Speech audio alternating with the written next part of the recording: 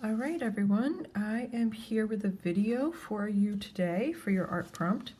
I am taking a little watercolor, Gonzai watercolor, and I am spraying it with a little water.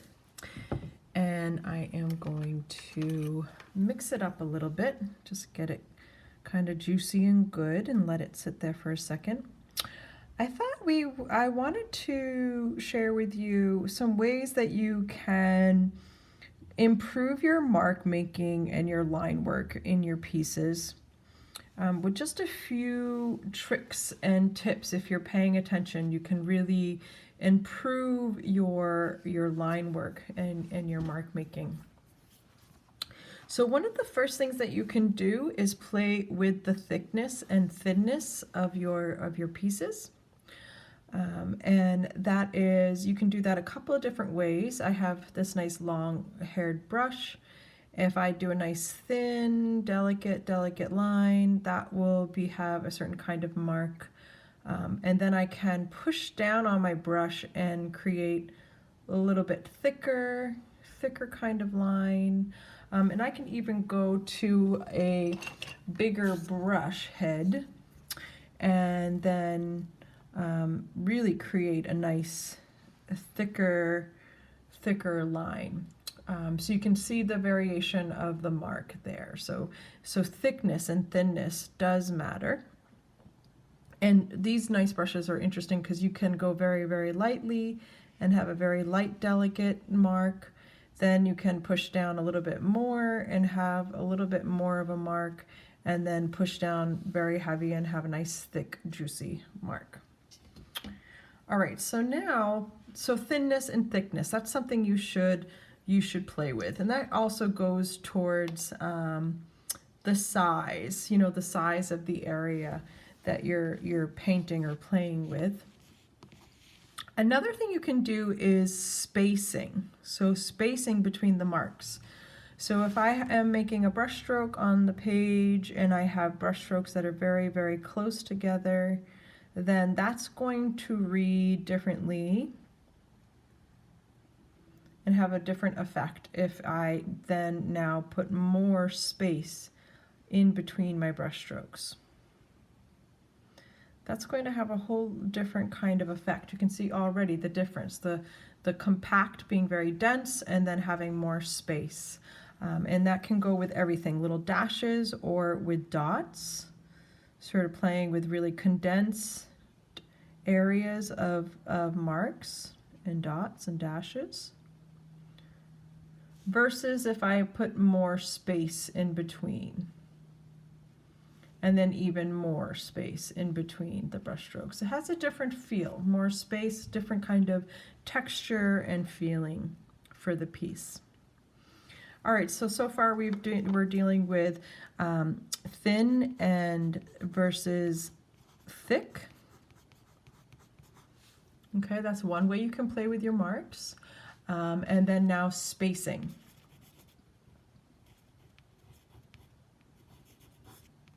So having areas of density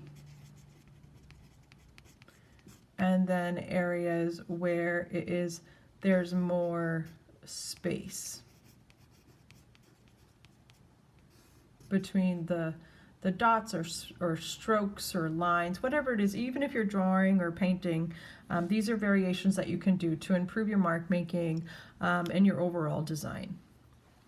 All right, so the other thing you can do is play with the opacity and transparency. So if I start just going right into my paint and it's very opaque, thick, versus if I add a little bit of water. So I've just cleaned my brush and now I'm just going to pull some of that medium now.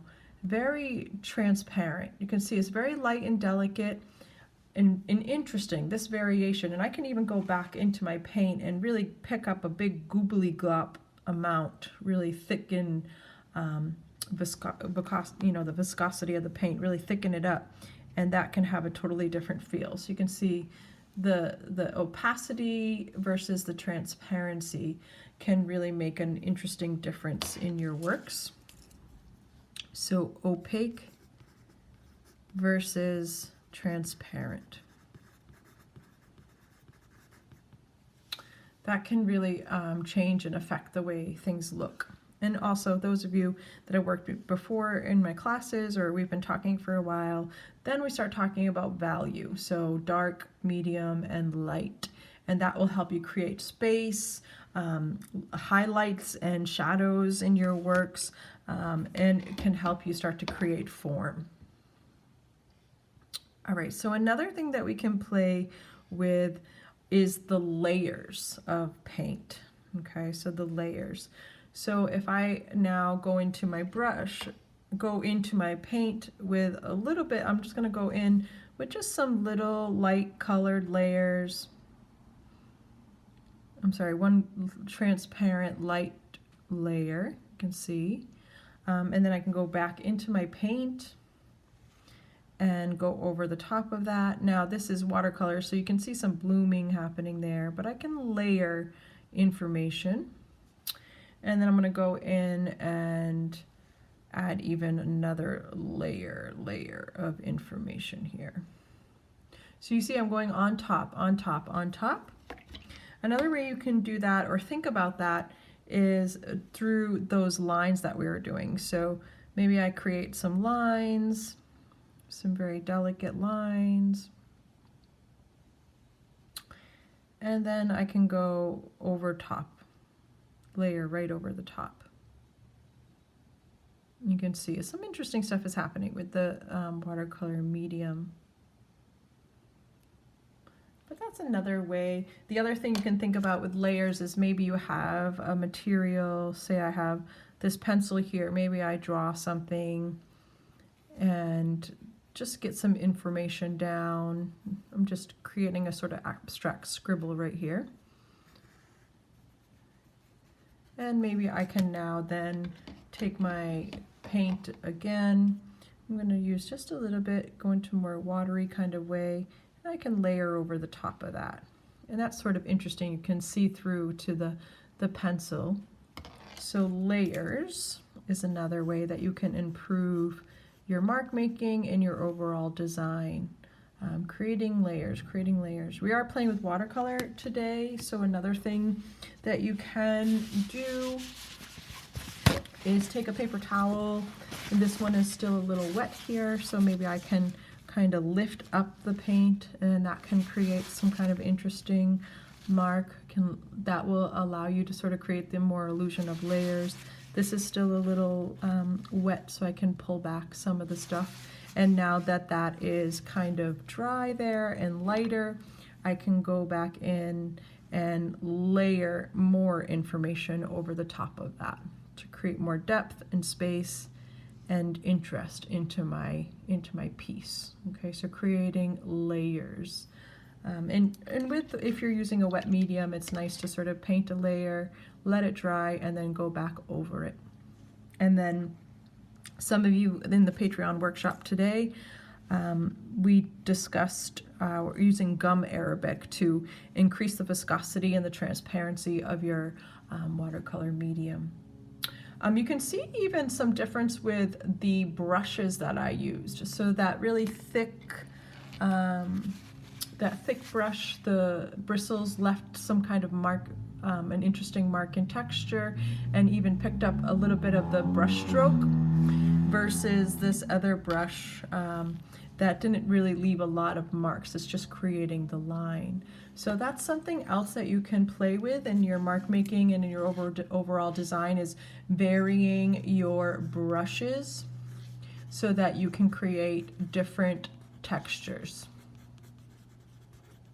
And just as an example, I have one of these fan brushes here. This is a type of brush that, and I'm just gonna, this is wet, this is dry, and I'm just gonna dip that into my paint, and that's going to give me, you know, this kind of interesting mark on the page to create that kind of texture, versus if I take this mop brush, that's usually tend to use for like big areas, but I can dip that into my water and then dip it into my paint and use that brush. Is going to give me a totally different kind of texture even when I use it as a more of a brush. The brush strokes, you can see the marks that are being left behind by the brush strokes. And even still very different if there's these other brushes that I like to sometimes use, these shaper brushes where they're more of this rubber tip. That could be something that you can play with to create a different kind of mark and a texture. So I'm dipping that into the paint and then playing with that onto the page can create some interesting kind of marks. All right, so varying your brushes to create different kinds of textures can improve your mark making. And then going even back and layering, again, going back to those layers, having this maybe brush, this kind of brush stroke, and then going over it with another kind of brush can be very interesting to create interesting layers and textures. So the other thing that you can do, so now we're talking about thin and thick, or you can think about that as like scale. So small and large, thin and thick. We talked about spacing, density, putting more space or less space between your marks to create interest. Using value and or this idea of opacity and transparency. Creating opaque, you can't see through, more medium tones, and then light tones.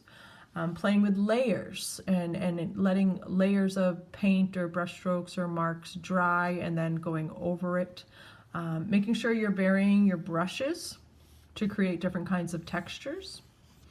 And then the other thing that you want to pay attention to when you're making marks and creating pieces in your designs is varying the direction of your brush stroke. So if I want to create more interesting things in my pieces, I want to make sure that I'm not always going in the same direction. This is going from left to right, maybe making sure that I force myself to go from right to left. You can see how that changes the direction of where the eye is moving, not only horizontally but either vertically, going up. What does that look like versus going down vertically? So changing the direction of the brush stroke, either up, down, left, or right, and both literally with your hand and then also what it looks like on the page, either horizontal brush strokes or vertical, and then even diagonal, playing with diagonal brush strokes, either left to right or right to left. So the direction of the brush stroke, not only visually on the page, but how you make your strokes, right to left or left to right, just to give some variation in that mark. Okay, to create more interest. So the direction of your brush strokes can add a little bit more variety. All right, so this is going to be your art prompt. This for the rest of the month is to improve your mark making. Play again with the size of the brushes that you use, how you're using the brushes, either the brush stroke left to right, up or down, diagonally. I hope I showed you when I did the thin and thick, playing with either light delicate marks or pushing down harder with the brush. Ooh, not enough paint on there.